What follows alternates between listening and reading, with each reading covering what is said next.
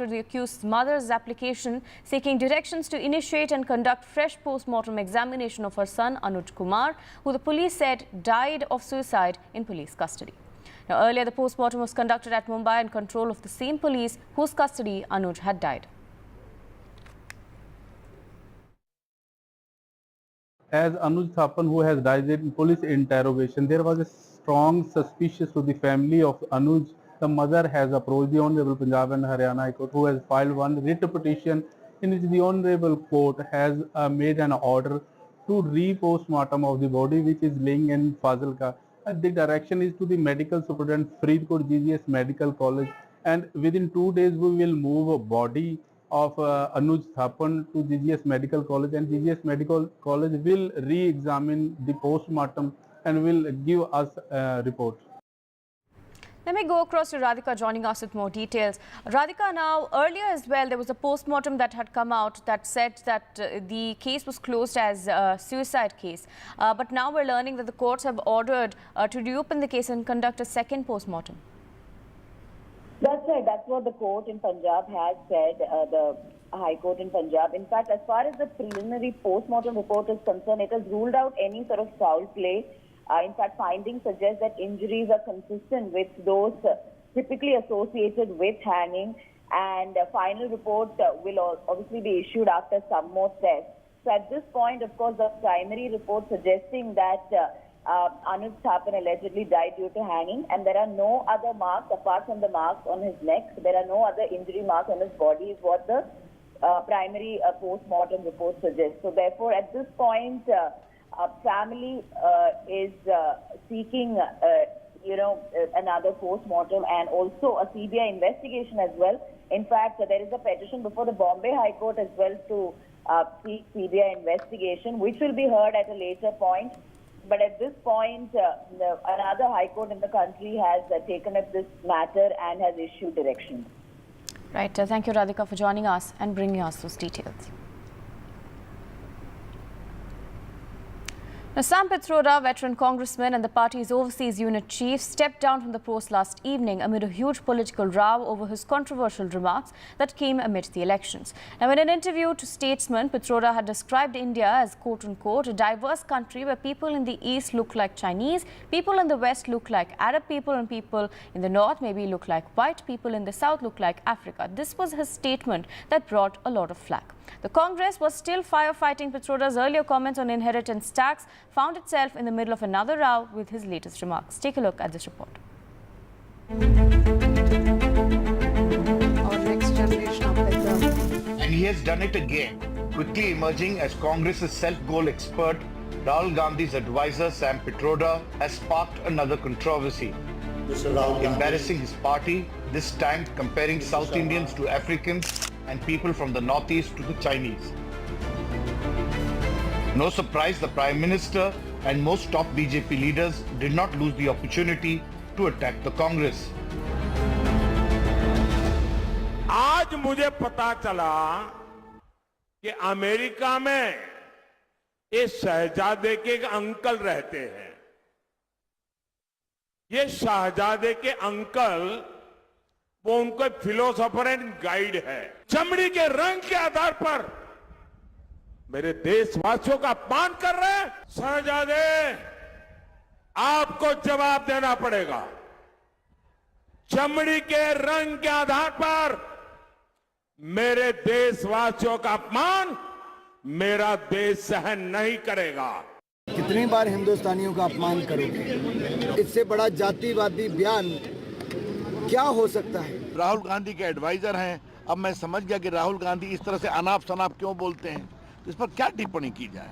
ये हार की हताशा है। न हिंदुस्तान समझते हैं, न देश की विरासत समझते हैं।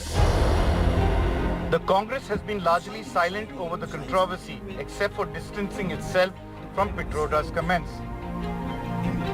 सैम पिट्रोडा द्वारा भारत की अनेकताओं को जो उपमाएं दी गई हैं वो बिल्कुल गलत है, दुर्भाग्यपूर्ण है और अस्वीकार्य है। Southern parties aren't amused by Pitroda's comments either. The stereotyping of calling North Indian resembling Chinese or South Indian resembling African is totally unacceptable. Prime Minister Modi in this issue is hypocritical because when his own partyman has made similar statement in the past targeting religious minorities. Sam Pitroda is nobody to India Alliance. I think it's high time people like Sam Pitroda are shown their awkaat, where they belong to. In the midst of elections, Sam Pitroda's comments have come at a very unfortunate time for the Congress. With Bureau Input, Srinagar, NDTV.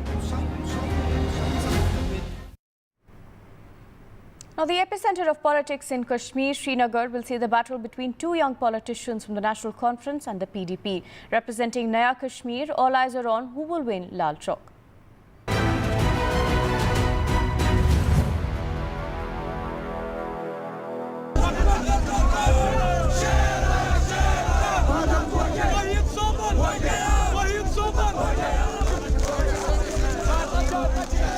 Election fever at Srinagar's iconic Lal Chowk, once an epicenter of separatist politics and a perpetual security hazard. This is the first election in Kashmir in last over 3 decades, which is being fought without fear of violence or boycott calls by separatists. This election is not just about who wins or who loses. It is reviving politics that was in a state of suspended animation as Jammu and Kashmir is without an elected government for last 6 years. The battle for Srinagar constituency is mainly between two young politicians, Agha Ruhullah Mehndi of National Conference and Wahidur Rahman Para of PDP. One is a victim of terrorism and the other was jailed on terror charges.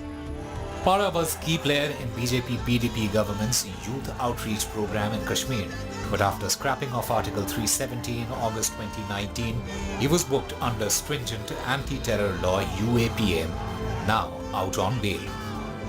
You would get praise from the none other than the Home Minister of India for organizing major youth rallies at a time when things were horribly wrong in 2017, 16 and 18.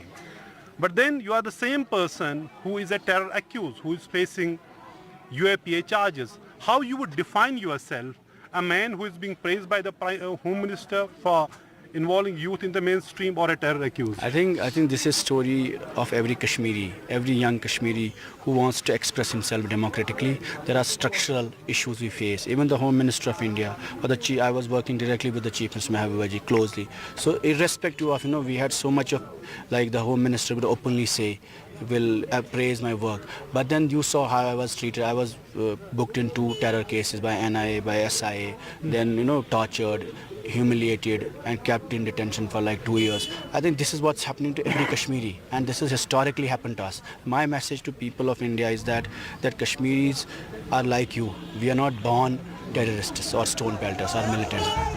National Conference candidate Agha Ruhullah's father, Agha Sayyid Mehdi, an influential Shia cleric, was killed in a deadly IED blast by terrorists in 2000. Agha's consistent stand on key issues and staunch opposition to revocation of Article 370 has won him praise even from political opponents, including main rival PDP. Despite being a victim of terrorism, he publicly apologizes for failing to stop migration of Kashmiri Pandits in 1990. In your repeated, speeches, what you are talking about August 5, 2019 was a black day, and you don't accept, and people don't accept that decision. So you are saying that you will going to represent that voice in the parliament. Is it still a relevant issue for the people? It is. You can see from the response of the people and the sentimental outbursts when you talk about it. You can see it in their tears and eyes. People have not forgotten how we were treated and how our dignity and rights were snatched from us, and that too undemocratically, without our asking for our consent and wish and will. So that was a humiliation for us as a nation. So it remains with us. It is relevant. It is relevant until we get our rights and dignity back. Okay, so is Article 370 scrapping the central issue of your election campaigning? It's not only the central issue, it's the driving force for my campaigning.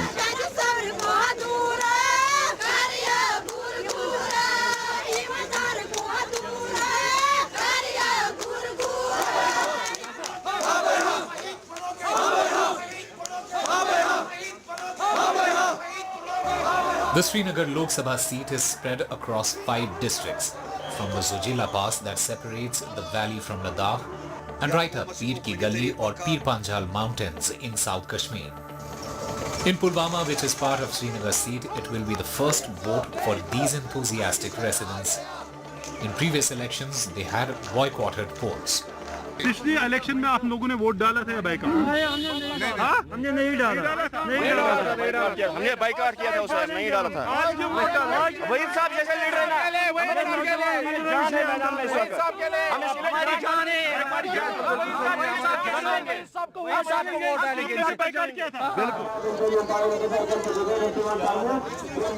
If participation of people in election campaigning translates into votes, Srinagar constituency is expected to defeat boycott politics before electing its new MP. There are clear signs on the ground, and it appears people are leaving behind Srinagar's boycott legacy. In Srinagar, Nazir Masoodi for NDTV. We'll continue bringing you details on these stories. For now, a short break.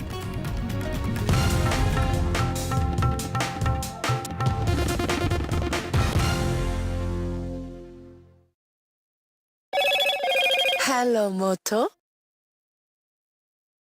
Motorola, India's best 5G smartphone brand.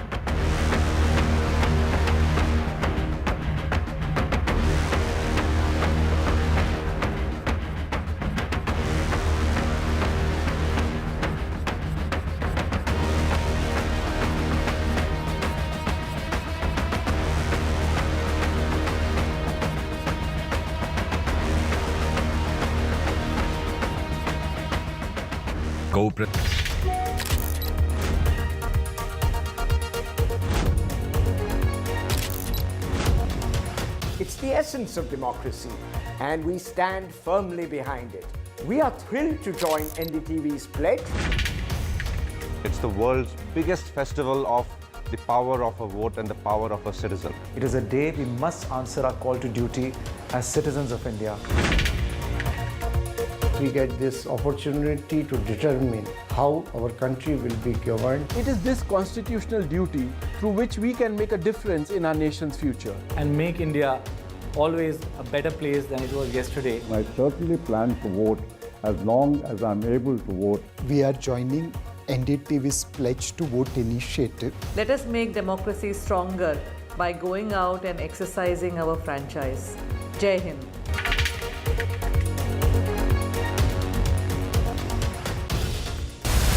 Data drives our understanding of any election.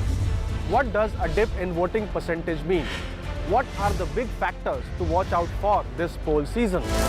Join me, Amitav Tiwari, in a data deep dive only on NDTV, where we decode and simplify the data for you.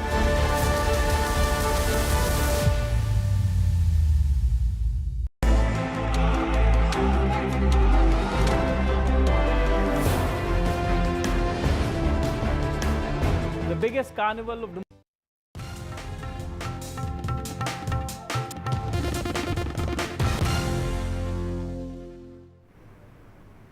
Maldives Foreign Minister Musa Zamir has arrived in India on his quote-unquote very first bilateral official visit. The maiden high-level visit since bilateral ties came under strain after President Mohammad AIXEU assumed office 6 months ago. Remember, this visit comes at a time when tensions are still high between India and Maldives as a tourism row ensued. Take a look at this report.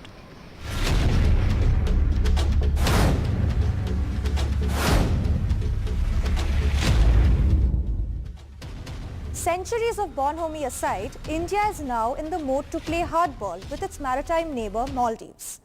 Wooed by China, India has faced immense backlash over its roughly 80 troops stationed in the island nation with a population of just over 5 lakh.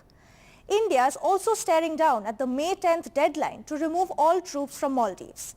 But being in India's bad books has its downsides. For one, unlike China, India offers debt relief and aid to many of its smaller partners. In 2024-25, India has set aside rupees 4,883 crores as aid to foreign nations. However, Maldives saw 22% decline in its aid from New Delhi, down from rupees 770 crore in 2023 to rupees 600 crore this year. Furthermore, Maldives owes India roughly rupees 3,000 crore. Interestingly, after almost 6 months of pushing anti-India rhetoric across Maldives, in March this year, Maldivian President Mohamed Muizzu said India will continue to remain the island nation's closest ally and urged New Delhi to provide debt relief. Next, Maldives is a popular holiday destination with a tourism-driven economy, and being on India's wrong side definitely hurts tourism. Maldives saw a 42% decline in tourists in the past 6 months, with the travel industry feeling the pinch after facing backlash from India over derogatory comments made against Prime Minister Narendra Modi. While anti-India rhetoric can help win elections, it can do little else. Clearly, the Muizzu administration cannot afford to be in New Delhi's bad books. Now, Maldivian Foreign Minister Musa Zamir is in Delhi, ready to court India, meeting Indian Foreign Minister S. Jaishankar today. Can the Muizzu government mend the fence with New Delhi? This is the first high-level visit from Malé to India since the Muizzu government came to power and since Maldives' tilt towards China. While most Maldivian presidents made their first foreign visit to India, this has not been the case for Muizzu, who first visited Turkey followed by China. All eyes will be on this meeting between Zamir and Jaishankar to see if Maldives can indeed win back India's favor. US President Joe Biden has now warned Israel that the US will stop supplying weapons if Israel launches a major ground operation in Gaza's Rafah city. During a media interview, Biden said, and I quote, "If they go into Rafah, I'm not supplying the weapons that have been used historically to deal with Rafah." Joe Biden, though, added that he would continue to make sure Israel is secure. Here's what State Department spokesperson Matthew Miller had to say. You look at the fact that there are so many people crowded into such a small area, when you look at the way Israel has conducted its operations in the past and what the impact on the civilian population has been. And we also have concerns about the impact of any potential operation on the delivery of humanitarian assistance. So we have paused one shipment of near-term assistance and we are reviewing others. And finally, India smashes records again. Table tennis player Manika Batra scripts history as she becomes the first ever Indian female paddler to win an Asian Cup.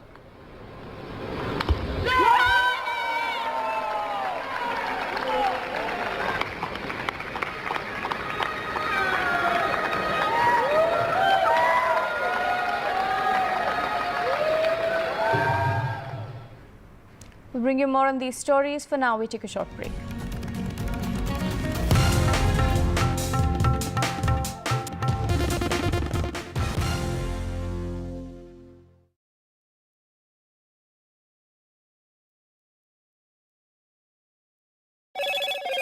Hello, Moto.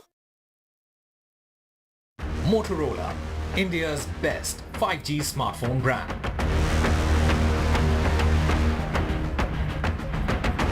Air India Express Day 2 of flight disruptions. Labour Commissioner slams Tata, says airline mismanaged.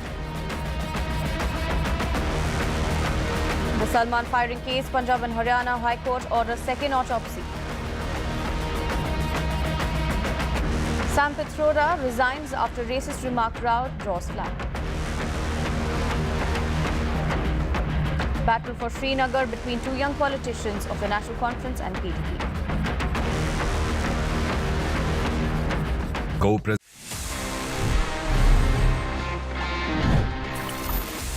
Whenever you use Gmail and you're trying to compose a new email, friends, you all know that section जहाँ पे हम email को compose कर रहे होते हैं, वो बहुत छोटा सा होता है कई बार. It's not that convenient to draft long emails. You know what? You can use the power of Google Docs and वहाँ पे you can create your complete long emails and easily you can send them in Gmail. So basically, if you are in Google Docs, just type @email and वहाँ पे you will see this entire thing coming up जहाँ पे आप properly अपना email draft कर सकते हैं. You can add in the recipients, you can add in the subject line. आप email की body में जैसा चाहें वैसा पूरी एक proper formatting के साथ में अपना email draft कर सकते हैं. And वहीं से you can just hit a button to preview this email in Gmail and then just hit a button to send it. काफी easy and काफी convenient tip है for everyone who's using Gmail on a regular basis. Basically helping you compose longer emails in a better way within Google Docs. कैसा लगा ये tip? मुझे जरूर बताना.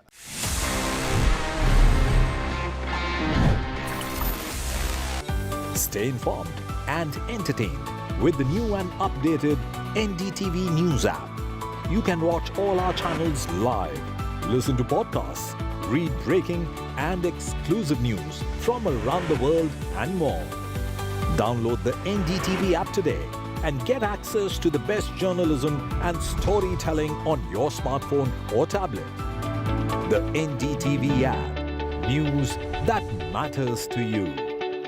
Elections क्या हैं? Election is basically a reality TV show जिससे big boss चुना जाता है. The biggest festival of democracy. मेला है मेला. हमारी आवाज. Youth की आवाज. They make hashtags become a voting trend. They communicate their political views with memes. They turn their real ideas into reels. Youth makes elections a lot more fun, and we have just the right election shows for them. As India goes for its 18th general elections, join me, Arun Singh, for 18 Ka Vote only on NDTV. First-time voters, share your hopes and expectations from the leaders in the form of a video message. We'll feature select videos on NDTV. I pledge to vote. This is the only relationship between those who govern and those who are governed. It is the only way to hold or reward people or penalize them on the governance they have given. It is a centerpiece of our democratic architecture. We have a right which we must exercise.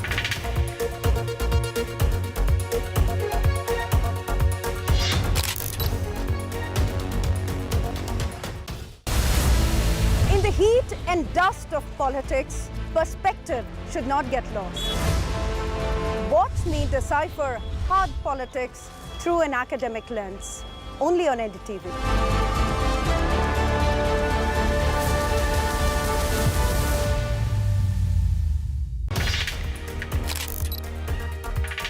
I pledge to vote. This is the only relationship between those who govern and those who are governed. It is the only way to hold or reward people or penalize them on the governance they have given. It is a centerpiece of our democratic architecture. We have a right which we must exercise.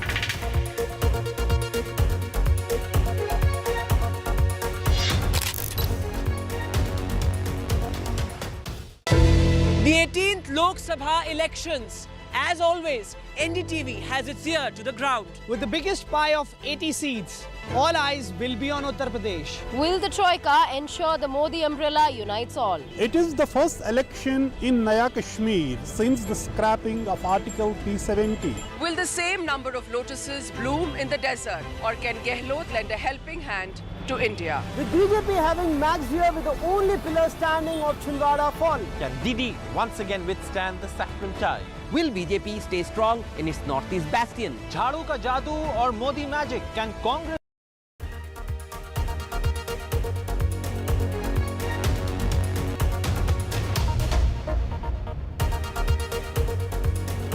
You are watching The World 24/7 on the NDTV network. I'm Parmeshwar Bava. Let's begin with the top stories you need to know. Amid a diplomatic standoff, Maldives Foreign Minister Musa Zamir arrives in New Delhi on an official visit to India to discuss bilateral ties between the two countries. The US President Joe Biden says the US will not supply Israel with American weapons if Prime Minister Benjamin Netanyahu orders an offensive on the city of Rafah in the southern Gaza Strip. This marks a potentially major turning point in the US collaboration with Israel in its war against Hamas. The British government has expelled the Russian defense attaché because he was an undeclared spy as part of a series of measures against Moscow's intelligence gathering operations in the United Kingdom.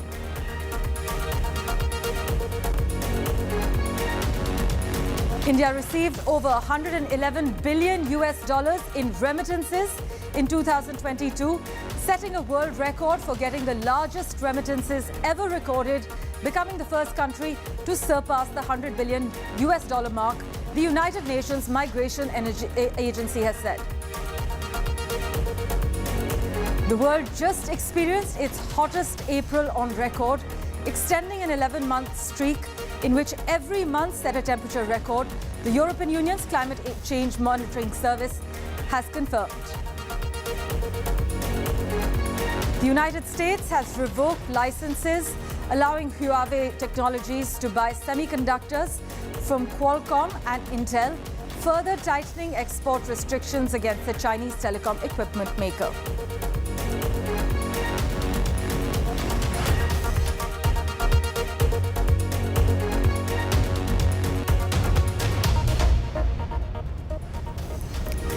Well, our big focus, Maldives Foreign Minister Musa Zamir has arrived in India on his very first bilateral official visit. The maiden high-level visit since bilateral ties came under strain after President Mohammad Muizzu assumed office 6 months ago in the Maldives. Notably, this will be the first official visit of the foreign minister to India since assuming office. And this visit actually comes as India has said that it will replace its military personnel from Maldives before tomorrow, which is the 10th of May. Our Ministry of External Affairs has said Maldives is India's key maritime neighbour in the Indian Ocean region, and Foreign Minister Zamir's visit is expected to lend further momentum to the bilateral cooperation. In fact, the official press release says discussions were held on a wide range of issues, including development and defence cooperation. Here are the key details for you.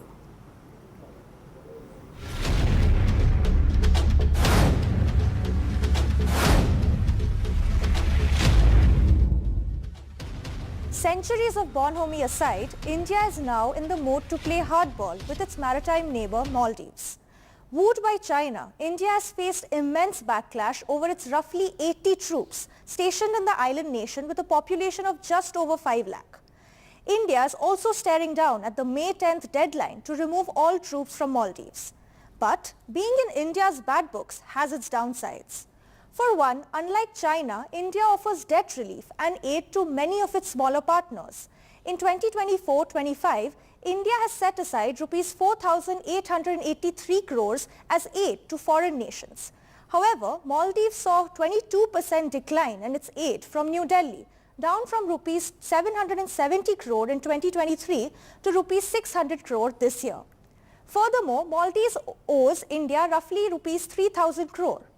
Interestingly, after almost 6 months of pushing anti-India rhetoric across Maldives, in March this year, Maldivian President Mohammad Muizzu said India will continue to remain the island nation's closest ally and urged New Delhi to provide debt relief.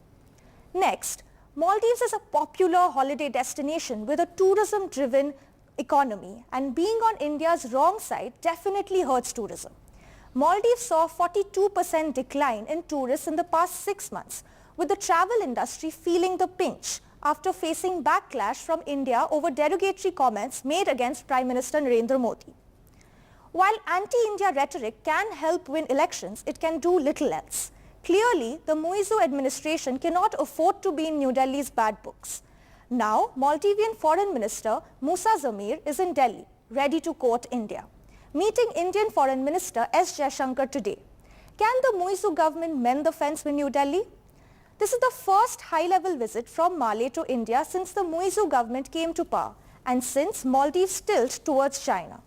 While most Maldivian presidents made their first foreign visit to India, this has not been the case for Muizzu, who first visited Turkey followed by China. All eyes will be on this meeting between Zamir and Jaishankar to see if Maldives can indeed win back India's favour. My colleague Mohammad Ghazali is tracking Mr. Zamir's visit. He joins us live at the moment.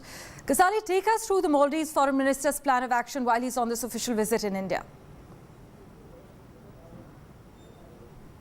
See, it's a bilateral sort of meeting between Maldivian Foreign Minister, India's Foreign Minister, Mr. Jaishankar, and why this visit is important because we have seen that how People's National Conference, his party, PNC, Mr. Moisu's party won the parliamentary polls there. And before the parliamentary polls, this entire rhetoric of India out was his major poll plank. But now after winning the parliamentary polls, he had sent his foreign minister to India, and perhaps both the nations need each other. India certainly need Maldives as a partner in the Indian Ocean region there, while Maldives also need India for humanitarian assistance as well as for bilateral relations, because both India and China were trying to expand its fleet and to expand their influence in Maldives. The Maldivian president, Mr. Moizu, went to China and also ended up giving many infrastructure projects to China. And also May 10 was the deadline before which he had asked the Indian troops, around 88 Indian personnel are stationed there in Maldives, and they were asked to leave Maldives by May 10. That's the deadline, which is tomorrow. So perhaps today in the meeting it will be decided whether that the Maldivian government goes ahead with that plan of asking Indian troops to leave, or perhaps this will be a breakthrough meeting where after winning parliamentary polls, Mr. Moizu still thinks that India is a reliable partner in the region and halts this decision or overturns this decision of asking the Indian troops to leave there. Besides that, both countries need each other. We have seen reports of how the tourism industry in Maldives had taken a hit after the parliamentarians issued derogatory comments against India or Indian tourists, and now perhaps this entire visit hints that Maldives is not in a mood to spoil its relations with its neighbor. As always, Ghazali, thank you so much for joining us with that live update. We will, of course, revert to you for regular updates. To the United States now, where the President, Joe Biden, has warned Israel that the US will stop supplying some weapons if it launches a major ground operation in the Gaza city of Rafah. In fact, during an interview with CNN, Joe Biden said, and I quote, "If they go into Rafah, I'm not supplying the weapons that have been used historically to deal with Rafah." Joe Biden, though, added that he would continue to make sure Israel is secure. The Pentagon has confirmed the weapon pause in a move that analysts widely see as a pressure tactic. The US has warned Israel against a full-scale invasion of the town of Rafah, where more than 1 million Palestinians are sheltering as we speak. The decision has been characterized as a hinge point in the US-Israel relationship and possibly just the first manifestation, depending on how Israel now acts in Rafah. But despite firm and vocal US opposition, Israel appears set to mount a large-scale invasion of Rafah. Listen to what the US State Department's spokesperson had to say. You look at the fact that there are so many people crowded into such a small area, when you look at the way Israel has conducted its operations in the past and what the impact on the civilian population has been. And we also have concerns about the impact of any potential operation on the delivery of humanitarian assistance. So we have paused one shipment of near-term assistance, and we are reviewing others. Ghazali joins us for an update at the moment as well. Ghazali, the White House's decision to delay this bomb shipment to Israel and also review other weapon deals, it actually marks Washington's most public reproach of Israel's actions in Gaza so far? Yeah, certainly a big statement coming out from the State Department, and even Joe Biden confirming in one of the interviews that he has halted the shipment of arms to Israel. And why this is relevant, because we have seen this is for the first time that Mr. Biden has come out strongly opposing a full ground invasion of Rafah. Now, the definition of ground invasion may change depending on the country which is supporting Israel. But here, why it is relevant, the first major reason is that throughout the last 6 to 7 months, Mr. Joe Biden has, in private and in public, had tried asking Israel to control its invasion into the Gaza Strip, but that has largely been overlooked. And perhaps this is the first time he has come out sort of rebuking Israel for what it's doing in the last 6 months, in the last 7 months after the war broke out. The second major reason is that US has been trying vehemently to ensure that there is a ceasefire deal which is agreed upon by Hamas and Israel, while Israel has sort of not agreed upon the ceasefire deal which was being negotiated by Egypt, Qatar and US authorities. So this is also one of the pressure tactics by Mr. Biden to ensure that Israel at some point of time agrees for a ceasefire. The third important reason is the presidential elections. Mr. Biden has been rebuked. He is facing a lot of backlash there in the United States. The college protest and also the old-time watchers of US-Israel relations see that perhaps this is the first time that Mr. Biden has come out openly, or any US president has come out openly since 1948, even asking for a kind of arms embargo. It's not an embargo, but certainly halting arms ammunition to Israel when the war is on is a big statement. As always, Ghazali, thank you so much for joining us with that detailed update. Let's turn our attention now to the United Kingdom, where Home Secretary James Cleverly unveiled plans to target and dismantle Russian intelligence gathering operations in what is seen as one of the most significant steps of its kind since the end of the Cold War. Britain cracked down on Russian spies, expelling Moscow's defense attaché, Maxim Elovic, and shutting a secret base known as Putin Palace. Mr. Cleverly said the measures were actually aimed at what he called the reckless and dangerous activities of the Russian government across Europe. He also announced that a series of diplomatic premises suspected of being spy bases will lose their special legal status. But Elovic, who has been in Britain for around a decade now, has actually met Britain's Chief of Defence Staff for talks back in September 2022 to strengthen military-to-military channels of communication with Moscow. The measures are calculated to severely dent the Kremlin's ability to carry out intelligence operations as far as the United Kingdom is concerned.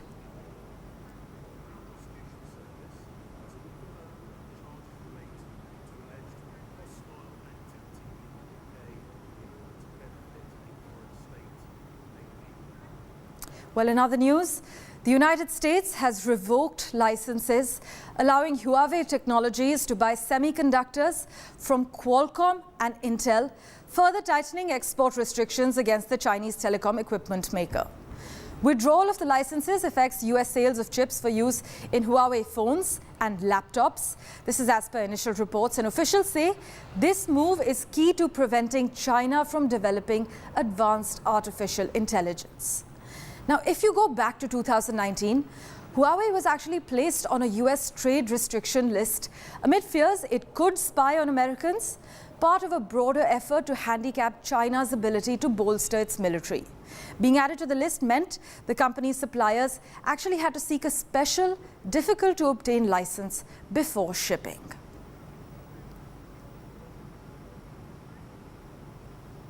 Switching tracks, India received over $111 billion in remittances in 2022, marking a significant milestone as the first country to surpass the $100 billion threshold, according to the United Nations Migration Agency, the International Organization for Migration. You know, their World Migration Report 2024, that report reveals that India was the top recipient of remittances in 2022, with Mexico, China, the Philippines and France rounding out the top 5. In fact, this report highlights the steady growth of remittances to India over the years. In 2010, India received $53.48 billion in remittances, which grew to $68.91 billion in 2015. That grew in 2020 as well, and ultimately it's $111.22 billion in 2022. This influx of funds is largely driven by a significant number of migrant workers from Southern Asia. In fact, this report noted that India, Pakistan and Bangladesh are among the top 10 recipients of international remittances, demonstrating the importance of labor migration as far as this region is concerned.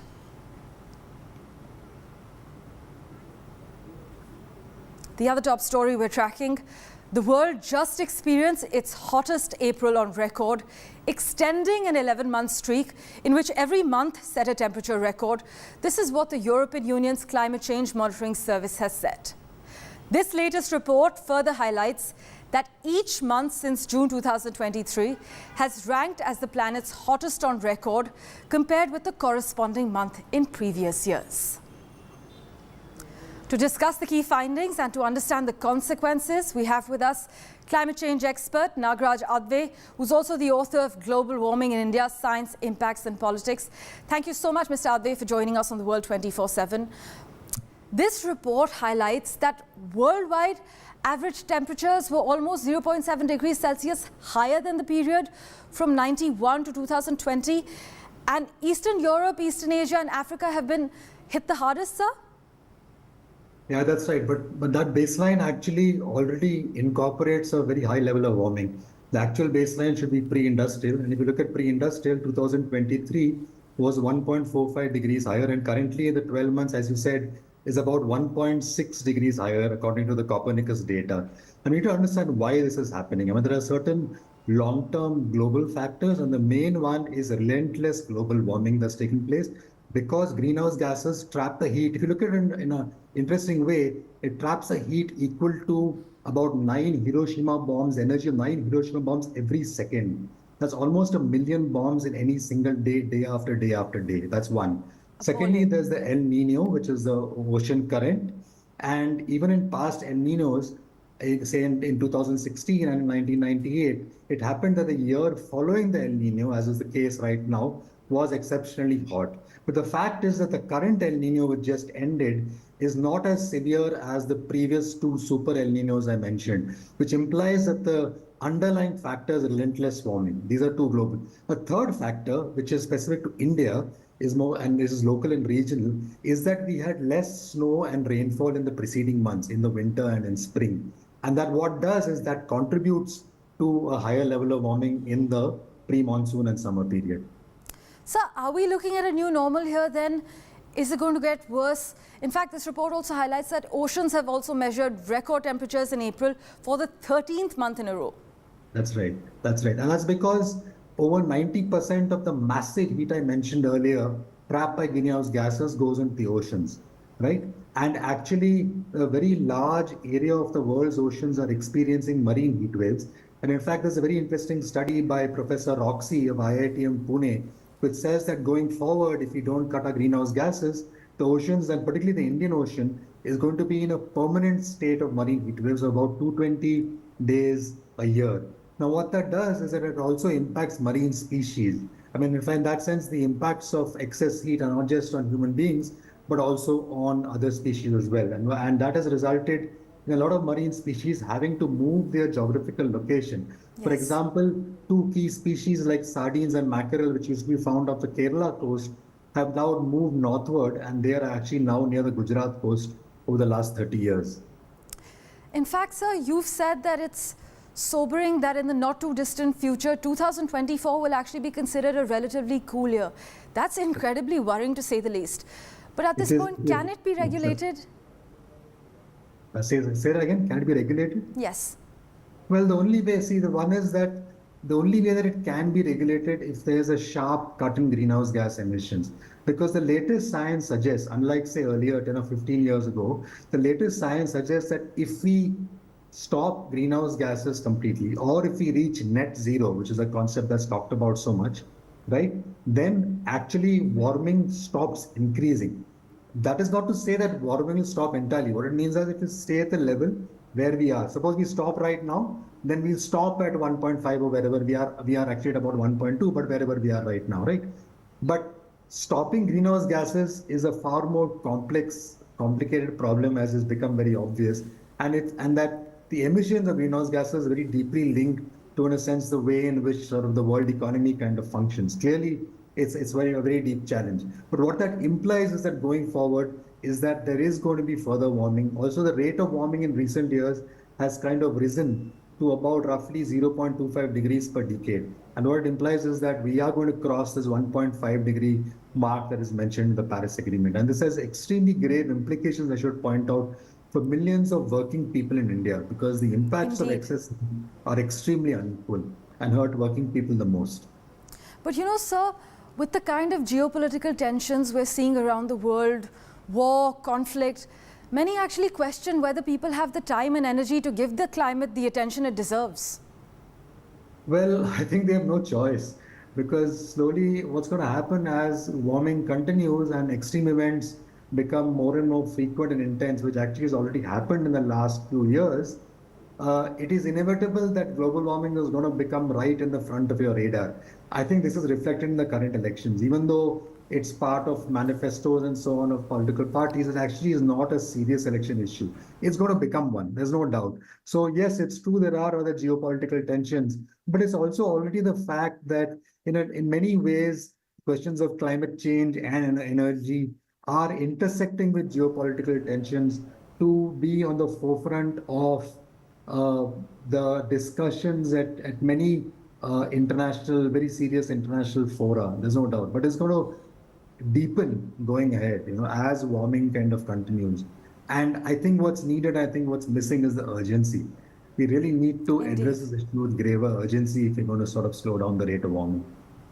Well, thank you so much, sir, for joining us on The World 24/7 and helping us understand the consequences we face. Thank you, Pat.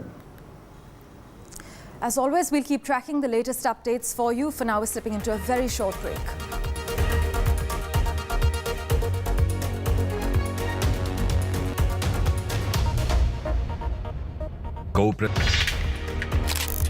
I have a right to decide who will run my country for the next 5 years.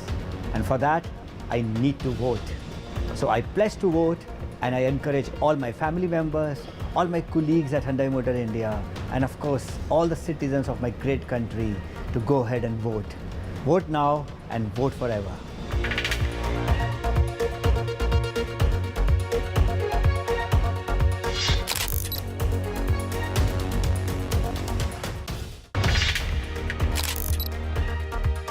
I have been casting my vote from the age of 18, and I encourage everyone to cast the vote rightly, judiciously, so that we have democratic excellence in India, leading to the positive outcomes and taking us towards a Sunehra Kal and Amrit Kal, which is the need of the hour.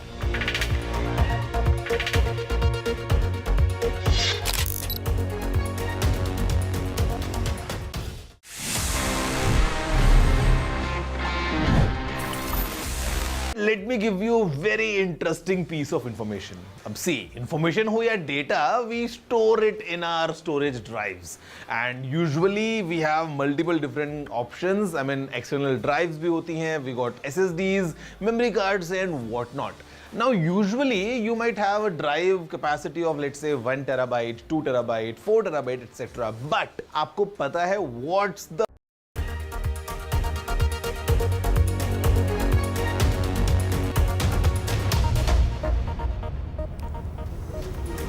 Welcome back. China and Hungary are good friends and good partners of mutual trust. This is what the Chinese president said in a written speech upon his arrival in Budapest for a state visit to Hungary. The Chinese president arrived in Hungary late on Wednesday, the final stop on his 5-day European tour, where he's expected to finalize a number of agreements with Prime Minister Viktor Orban that will deepen China's economic footprint in the region. Xi Jinping is set to spend 2 nights in Budapest, where he will meet with the Prime Minister as well as the Hungarian President. And talks will center on future Chinese investments in the Central European country, which has courted deep economic ties with Beijing, even as mainstream European leaders have pursued more protectionist policies to limit its reach as far as this continent is concerned. But in case you weren't aware, Mr. Orban actually made his country the first in the 27-member bloc to participate in Xi Jinping's signature Belt and Road Initiative.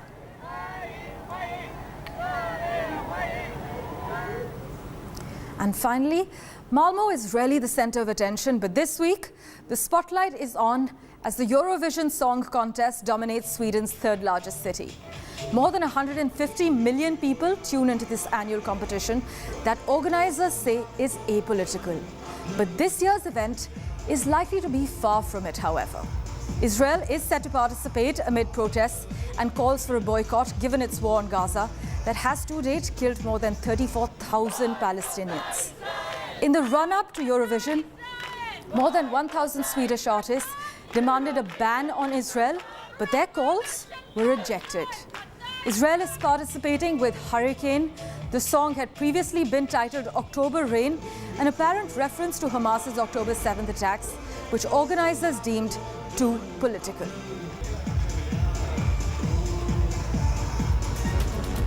Well, thank you for investing your time and watching this edition of The World 24/7. We'll keep tracking the latest developments for you. Do stay tuned.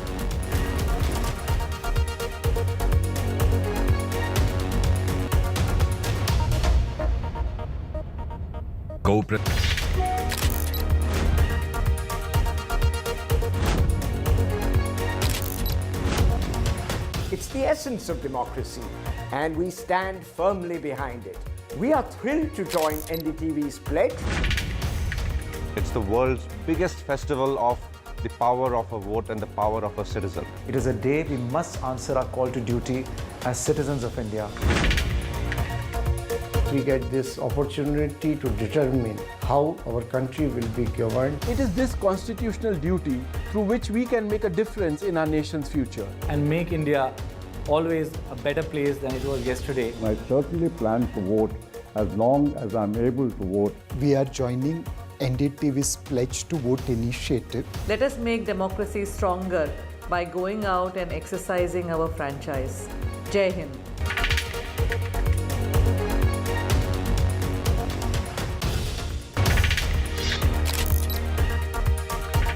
As citizens, we must remember that voting is not only a privilege, but also our duty towards our nation.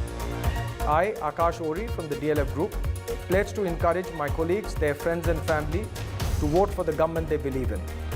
This is the strength of our democracy.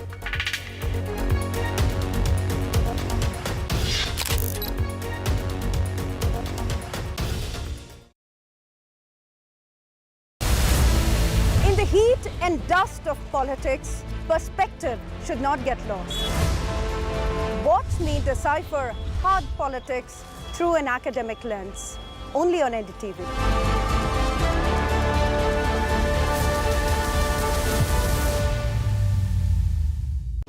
दुनिया के सबसे बड़े लोकतंत्र का वो चुनाव जो देश और दुनिया को बदलने की ताकत रखता है। सरकार बनाएंगे करीब 100 करोड़ लोग, जिससे तय होंगे पीएम, पॉलिसी और फ्यूचर। इस सबसे बड़े चुनाव की बड़ी बातों को डिकोड करने के लिए मेरे साथ होंगे देश के जाने माने एक्सपर्ट्स। देश के चुनिंदा शहरों से एनडीटीवी की सबसे बड़ी पेशकश बैटल ग्राउंड देखिए मेरे साथ सिर्फ एनडीटीवी पर, क्योंकि चुनाव मतलब NDTV. Stay informed and entertained with the new and updated NDTV News app. You can watch all our channels live, listen to podcasts, read breaking and exclusive news from around the world and more.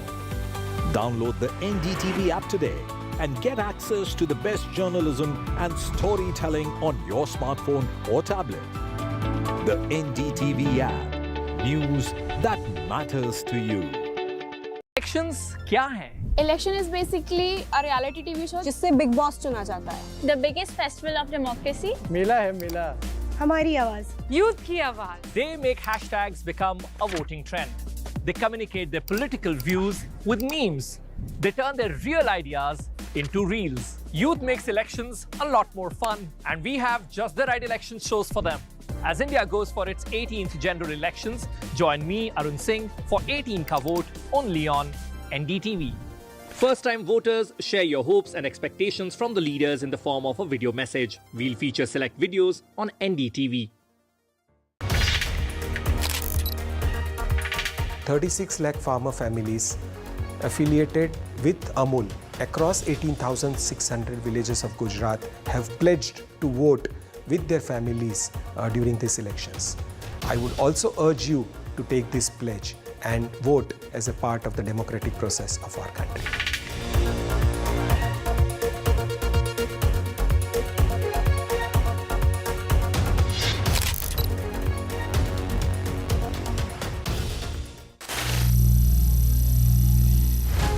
Some people say the metaverse will only be virtual.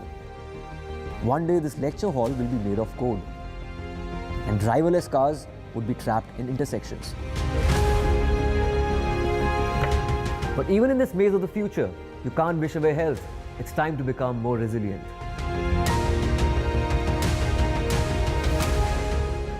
"10 years of Banega Swasth India, we have grown and achieved so many milestones.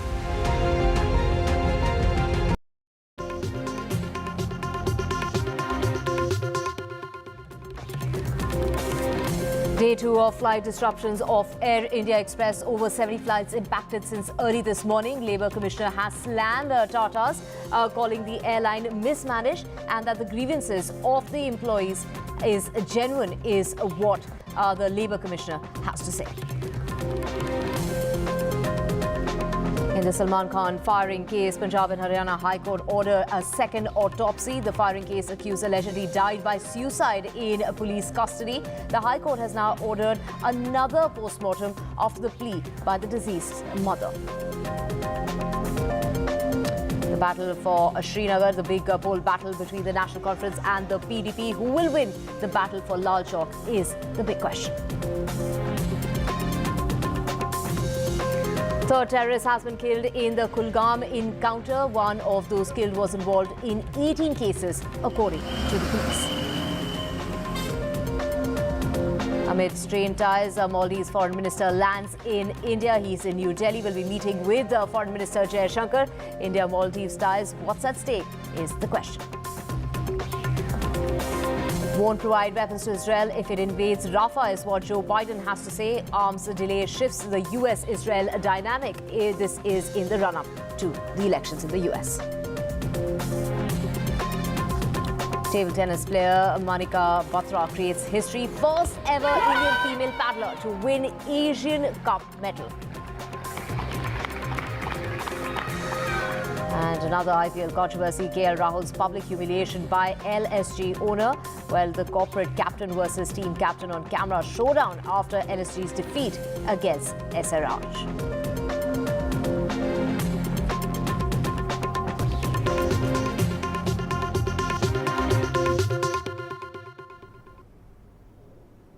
A very good morning. You're watching NDTV 24/7. I'm Divya Vada. Let's get to your top story, and that's day 2 of disruption. 76 flights of Air India Express have been impacted since early this morning. Do remember 90 flights were delayed from a Tuesday night till a Wednesday. The Labour Commissioner has slammed the Tatas, calling the airlines mismanaged. The Labour Commissioner has also said that the employee grievances are genuine. All feedback channels are open for employees is how Air India Express is responding to the disruption of flights that has been caused due to last minute of the cabin crew members calling in sick. This is the Air India Express union letter to Tata chairman.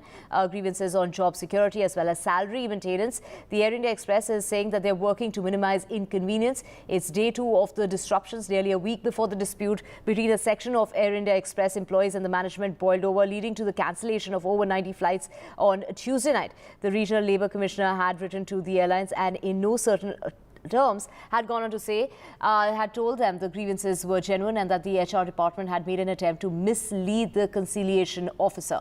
Now, 100 senior cabin crew members, we're talking about 300 of them of Air India Express, reportedly called in sick at the last minute. They switched off their mobile phones, leading to several flights that have been delayed. When we talk about 90 flights between Tuesday and Wednesday and another 75 early this morning. Now, they have written to the management as far as the Labour. We're talking about the Express Employees Union has also written to the management and highlighted a stark departure from commitments.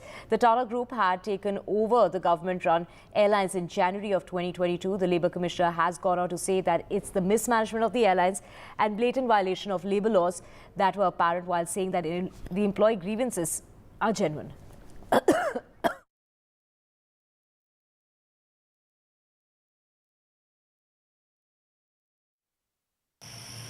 Nearly 90 flights cancelled all of a sudden by Air India Express, a key part of the Tata Group of airlines, which also includes Air India Vistara and Air Asia India. Senior cabin crew from all stations of the airline called in sick since last night, didn't turn up for work. Many switched off their phones. Actually, I'm supposed to fly today or 8:30 to Muscat. I came here at 5 o'clock in the morning. Then I came to know it was cancelled.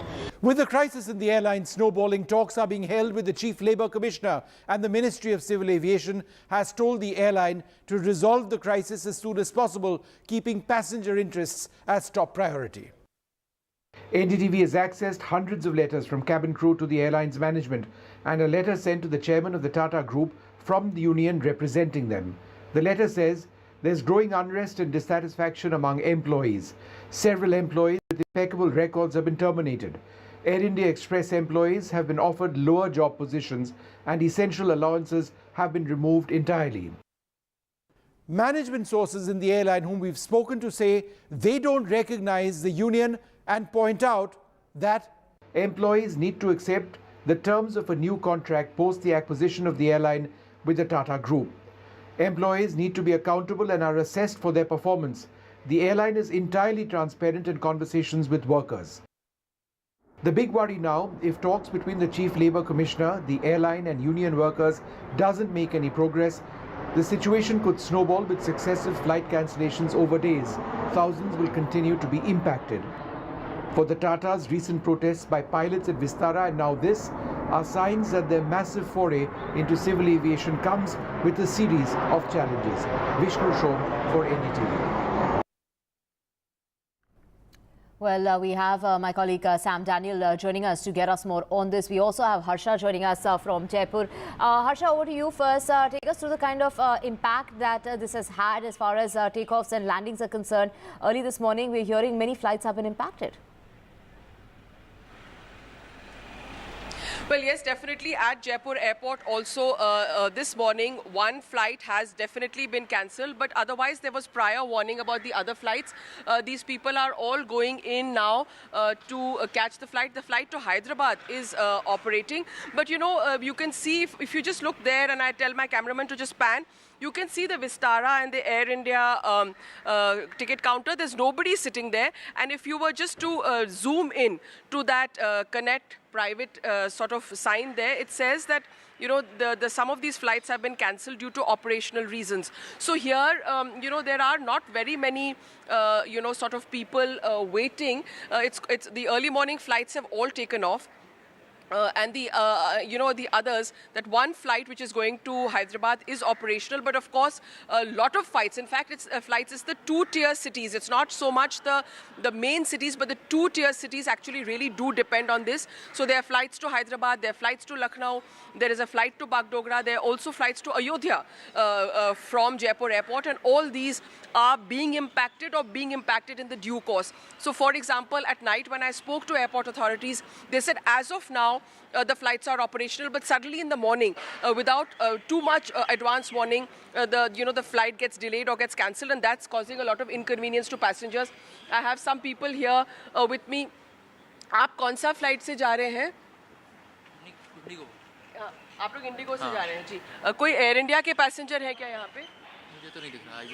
आज नहीं दिख रहे. हाँ, ठीक है. So that's what I'm saying, that not too many Air India passengers around as yet. We haven't met them, but you know, definitely the airport here today in Jaipur, the Jaipur airport at 8 o'clock in the morning, wearing a very deserted look. Right, Harsha, what's very surprising is that none of the staff members of the Air India Express or even Vistara are there at the airport in Jaipur. Well, let's just get you also a sense of what's really happening. Absolutely. You know, yes. I mean, considering that, you know, they perhaps would be passengers who have reached the airport without really knowing whether their flight's taking off or not. And like you mentioned, there could be last-minute delays or cancellations as well. Yes. Let's just also get a sense of what's really happening in Chennai. We have Sam joining us from there. Sam, take us through the inconveniences, if there are any that are caused to the passengers, and are they really being told in adequate amount of time as to what's really going on? Well, mixed response coming from Tamil Nadu, Divya. I come to you from the Chennai airport, where at least 2 flights of Air India Express have been cancelled. Chennai, Singapore and Chennai, Kolkata. These 2 have been cancelled. And from Trichy airport, the Trichy-Singapore flight has also been cancelled. While passengers have a good choice to fly taking other airlines in Chennai, in Trichy, particularly for international passengers, the choice is very limited and the impact, many say, could be severe there. But in Chennai, at least, we could not find any passengers who say they've been, their travel plans have gone out of track. People at the counter here say sufficient information was given in advance so that passengers could either cancel their bookings or they could make alternate arrangements themselves. So that's the situation in Chennai. But in terms of the developments within the organization, the members here are not able to divulge much, but probably in course of time we'll have more clarity in terms of the impact in smaller cities like Trichy and Madurai, for instance, where there are international flights. Right, international flights, a lot of flights to the Middle East especially getting impacted when we talk about, you know, Chennai and areas in Tamil Nadu. Let's just also get you a sense of what's really happening in Lucknow, and we have Tanish joining us from the airport there. Tanish, what is the situation like, and what about the flights as far as the Air India Express is concerned? Well, of the Air India Express, 3 flights, around 6 flights operate from Lucknow. With Bangalore flight, as we just came from the terminal from Bangalore. The Bangalore flight has been delayed by a couple of hours. I also met a passenger, with his family. He said that he knows that there has been some issue going on, and for the flight has been delayed now. But talking about other flights, we will get more clarity as on how big the impact is. What we are hearing right now is that the Hyderabad flight is also cancelled, but the clarity seems will be coming in some times. But of course, it has been impacted as we went there. Of course, there was a deserted look on the Lucknow airport as well. But yes, clarity will come as the time passes on. Right, thank you so much, Tanishka, Harsha and Sam for joining us with all those details. We will keep tracking the story through the course of the day and getting you the very latest as far as the Air India Express delays and cancellations are concerned.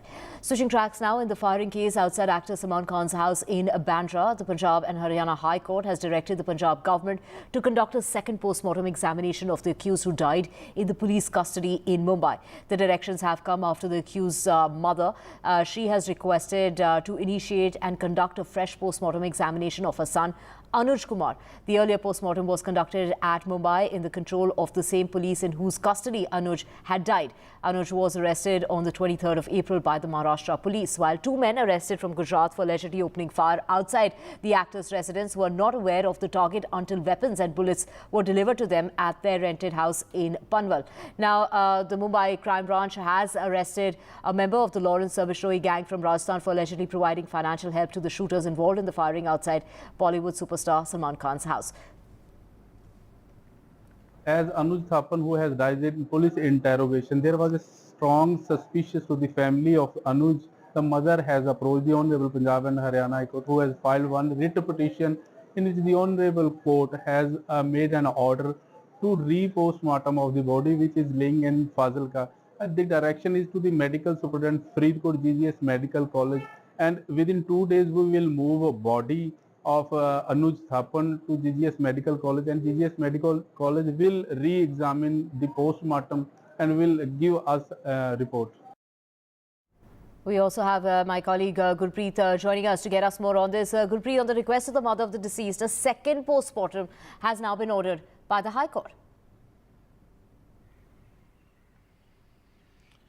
Well, yes, of course.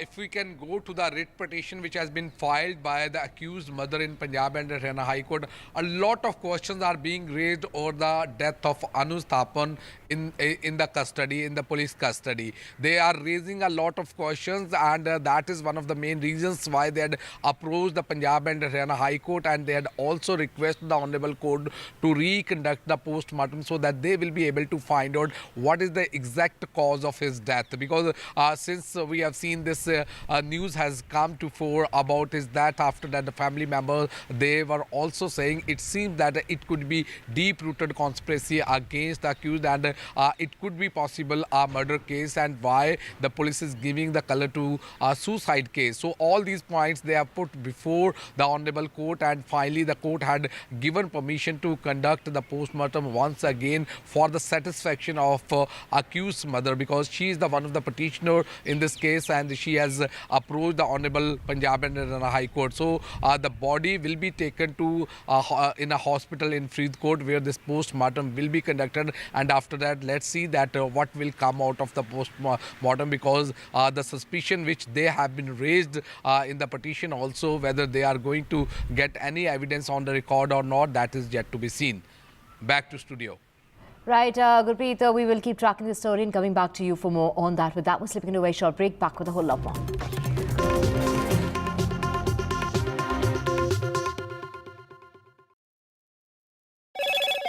Hello, Moto. Motorola, India's best 5G smartphone brand.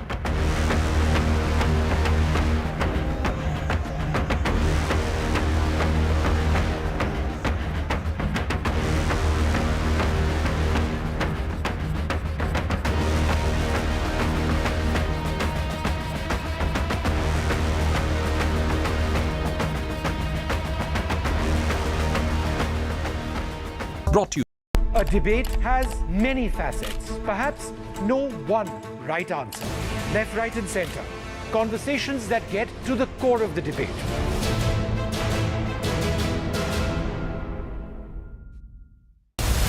The 2024 Lok Sabha polls are crucial for the future of this country. Having covered elections for 35 years, I hope to cut through the cacophony of a long, hot summer campaign and help to understand and decode the issues, the challenges, and finally, the outcome.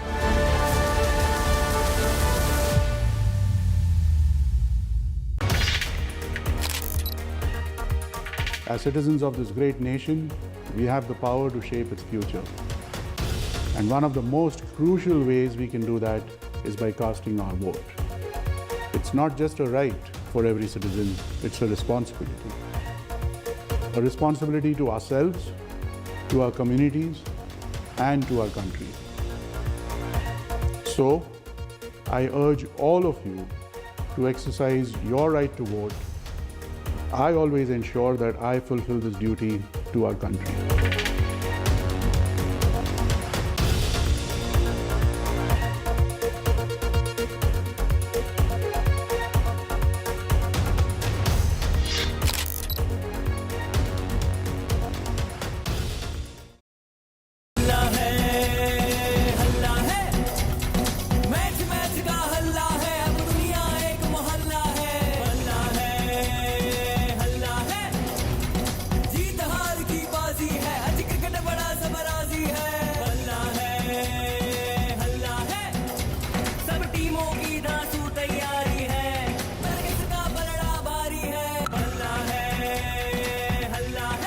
IPL का हल्ला बल्ला और सबसे शानदार coverage सिर्फ NDTV पर।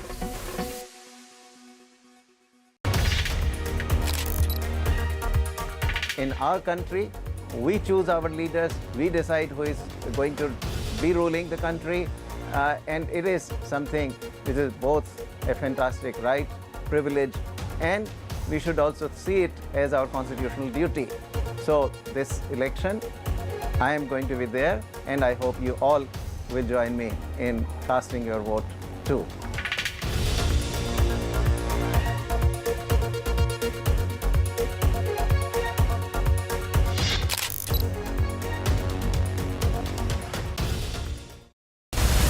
Data drives our understanding of any election. What does a dip in voting percentage mean? What are the big factors to watch out for this poll season? Join me, Amitav Tiwari, in a data deep dive only on NDTV, where we decode and simplify the data for you.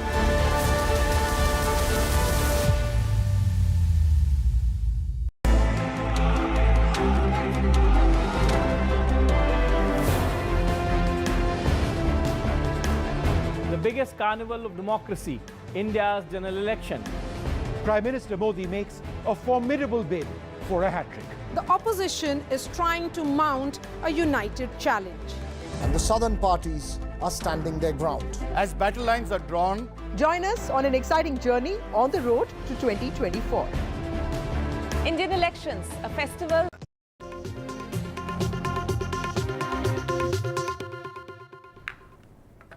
Welcome back. Let's get you the latest from Kulgam in Jammu and Kashmir. A third terrorist has now been killed, and according to the police, the top militant commander that was killed has now in fact resulted in a third terrorist who was involved in 18 cases has now also been killed in that encounter.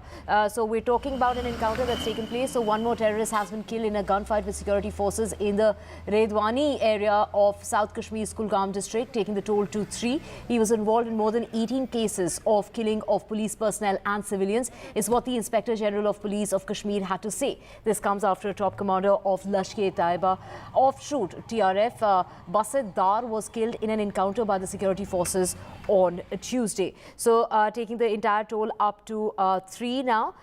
We have this is after that fresh exchange of fire that resumed at the encounter site in South Kashmir's Kulgam district. We have Nazir joining us on the phone line. Nazir, what details do you have of this third terrorist who has been killed? Well, yesterday evening, firing resumed in a place called Redwani, which is in Kulgam. It was part of the ongoing operation which was launched by the security force on Tuesday. So, one more militant was killed who is identified as Mumin Gulzar, who was operating for last around 3 years. This was a group of CRF, which is a front for the Lashkar-e-Taiba, and according to police, it is a major achievement for them in its fight against militancy, because this group was involved in multiple incidents of attacks and innocent killings as well. So since the number of local militants have drastically gone down and there is no fresh recruitment, if there are one or two, largely that has been contained, and the containing the local recruitment into militancy is the bigger achievement than killing militancy, because when people do join militancy, it is killing militancy, not just a militant. So, but nevertheless, this is an operation which was launched by army, police and other security agencies jointly in Redvani. That was ended yesterday evening with the killing of third militant, Mumin Gulzar, and according to police, he and other groups, Basidda, they were involved in multiple incidents of terror in this region. So this group has also been eliminated, as police has saying that militancy is in its last leg in Kashmir Valley, particularly when it comes to the local militancy. But the challenge remains in the Pir Panjal region, where we have recently seen a major attack on Indian Air Force convoy. Right. Thank you so much, Nazir, for joining us with all those details.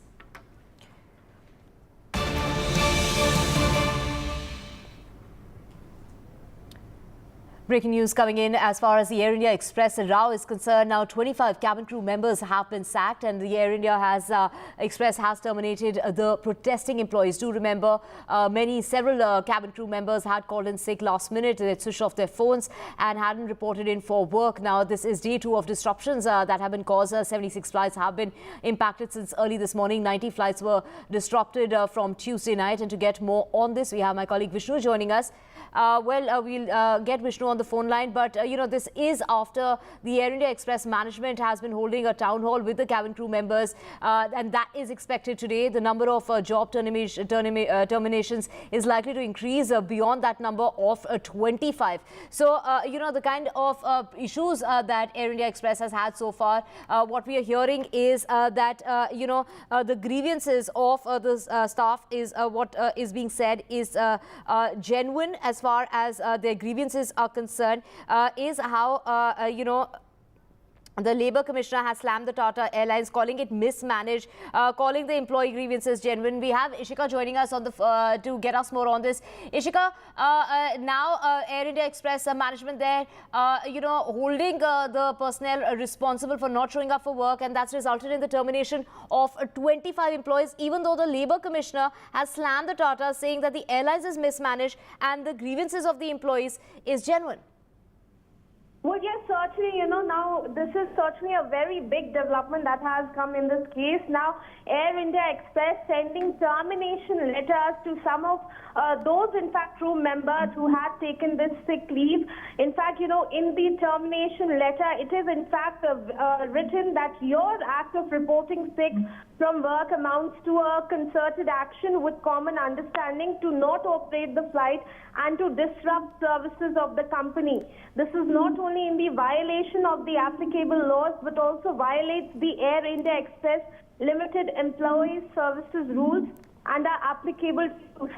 Now the Air India Express taking action, sending termination letters to some of those, crew members who were, in fact, in the protest of this. Now remember that yesterday only, the Air India Express MD, in fact, in his letter to all the employees, had in fact assured that the top leadership is there for any discussion. He had also mentioned the town hall meeting that had to take place today. And also, as you rightly said, that the Labour Commissioner of the New Delhi had also written to the chairman saying that a high-level committee needs to be formed to look into the grievances of these employees, because they are genuine and there is a blatant mismanagement on the side, on the side of the Air India Express management. So even after this, we are now seeing this action by the Air India Express over the employees who took these sick leaves. Over to you. Ishika, just take us through the kind of flights that have been impacted. It's day 2 of disruptions, and if they're taking such drastic measures, this is going to result in more disruptions and more delays and cancellations. Well, yes, certainly, with this action now being taken and no solution that we are seeing at this moment now, so it is ultimately the passengers who also continue to suffer. If we talk about today, well then today as well, over 70 Air India Express flights across the country, both domestic and international, have been affected because of this. Yesterday, if we talk about yesterday, the figure was over 90 flights. So today also, the trouble for the common person, for the passenger, that continues. So we'll have to wait and watch, that in the town hall meeting today, that is to take place of the Air India Express, can any, common ground be reached, with the management and the employee union? Certainly that will be, something that we'll have to wait and watch for, because it is ultimately the passengers who continue to suffer, even in, day 2, where 70+ flights continue to be impacted. Over to you. So what we were really hearing is that Air India Express has said that all channels are open for the employees, and yet such drastic steps are being taken within, between Tuesday night and today. We're hearing that, the steps that the airlines is taking, given the fact that the problems seem to be genuine, there seems to be inequality when it comes to the treatment. They've been given a lower, jobs as opposed to what they were expecting earlier. So problems really brewing as far as the Air India Airlines is concerned. This is the Tata merger that took place in January of 2022. How is this problem going to get resolved, considering the fact that Air India Express has now gone on to say that they'll operate on that curtailed schedule till the 13th of May?